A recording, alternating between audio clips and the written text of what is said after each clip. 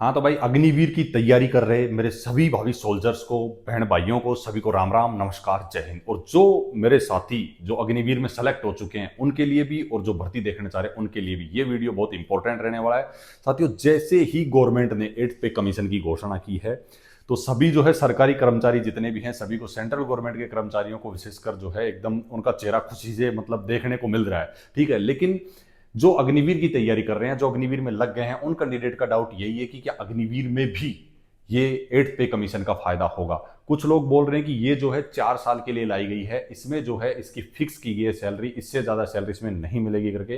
तो साथियों, मैं ये भ्रम आप लोगों का दूर कर दूं, ये बिल्कुल गलत है। इस पे आप बिलीव नहीं करना, ऐसा कुछ नहीं है। ठीक है, 8th पे कमीशन में साथियों फायदा अग्निवीर का भी होगा। अब कितना होगा, क्या है कहानी, अपन इस वीडियो में डिटेल से साथियों बात कर रहे हैं। तो साथियों, ऐसा नहीं है कि 4 साल की है तो इसकी सैलरी उतनी ही रहेगी। अगर 8th पे कमीशन, अगर क्या मतलब 8th पे कमीशन तो आएगा, सीधी सी बात है। जब 8th पे कमीशन आएगा तो भाई मैं आप लोगों का क्लियर कर देता हूं, ये जो अग्निवीर स्कीम है, जो कैंडिडेट अग्निवीर स्कीम के तहत जो है आर्मी, एयरफोर्स, नेवी में जा रहे हैं, वो भाई सेंट्रल गवर्नमेंट के ही कर्मचारी हैं, उनकी भी सैलरी 8th पे कमीशन में बढ़ेगी। अब कितनी बढ़ेगी कितनी नहीं बढ़ेगी, ऐसा जरूरी नहीं है कि 2016 में जो सैलरी जिस हिसाब से इंक्रीज हुई थी उसी हिसाब से होंगी।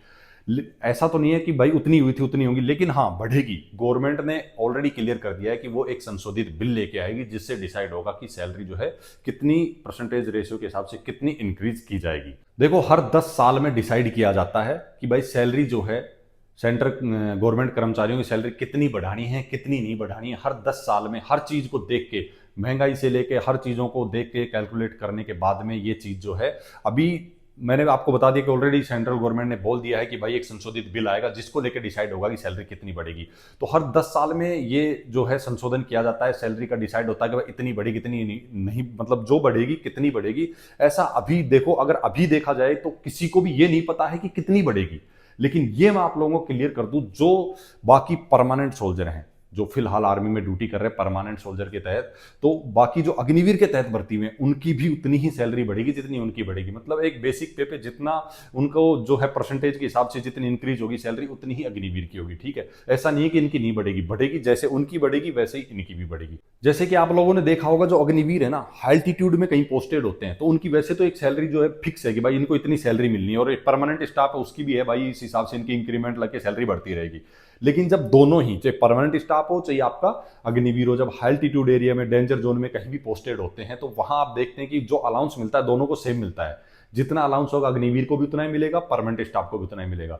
तो देखो, उसमें कोई दिक्कत नहीं है। जो आप लोगों को वैसे ही समझना चाहिए कि भाई जब ये अलाउंस वगैरह हैं सभी को जो सेम मिल रहे हैं, तो ऐसा नहीं है कि भाई जब 8th पे कमीशन आएगा सभी की सैलरी इंक्रीज होगी, तो इनका भी जो बेसिक एक नॉर्मल सैलरी जहां रखी गई है अग्निवीरों की, इससे जो है भाई 1.5 गुनी होगी या 2 गुनी होगी, जितनी भी बढ़नी होगी इनकी भी बढ़ेगी। तो ये आप दिमाग में डाउट नहीं रखना। बाकी अगर कुछ भी डाउट हो भाई आप लोग पूछ लेना, कमेंट कर लेना, हमारी कोशिश रहेगी सभी का रिप्लाई करने के लिए। बाकी इस वीडियो में यही जानकारी थी साथियों, फिर मिलेंगे जबरदस्त वीडियो में जबरदस्त जानकारी लेके।